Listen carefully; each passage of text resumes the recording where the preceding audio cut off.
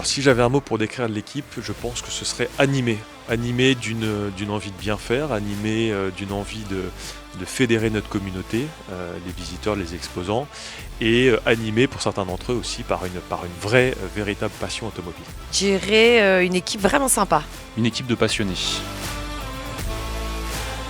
Notre job principal, c'est de vendre du rêve à tous les visiteurs et c'est ce qu'on fait de mieux, je pense. Dans notre business, en fait, on ne peut pas se permettre d'attendre que les autres fassent les choses avant nous, nos concurrents. Donc c'est à nous de nous bouger, c'est à nous de révolutionner le milieu du salon, de se réinventer, d'apporter de l'expérientiel et de faire que nos événements soient de moins en moins statiques. Des chiffres qui sont à la hausse avec une multitude de records qui ont été battus, donc c'est évidemment une fierté. Ce dont je suis le plus fière, c'est d'avoir réussi une si belle édition de Rétromobile 2025 avec encore plus de visiteurs et de l'avoir fait aux côtés de l'équipe, avec l'équipe. Et moi, la fierté, elle réside plus dans la montée en gamme de tout le salon, que ce soit sur les expositions, sur la qualité des stands, la qualité d'exécution, la qualité de la communication, et ainsi de suite.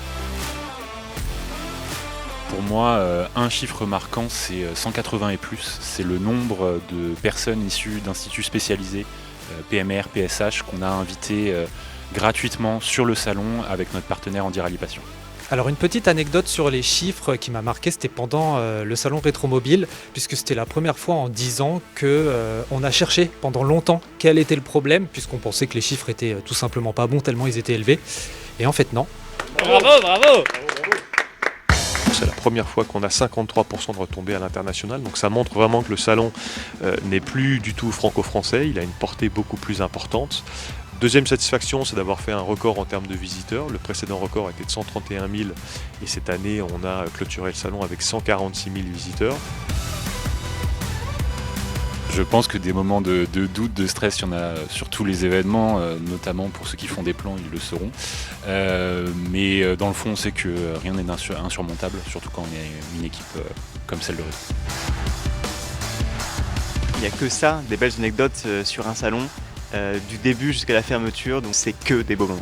Un des meilleurs souvenirs du salon, c'est que le soir, on avait tous des poches sous les yeux comme ça, des valises presque.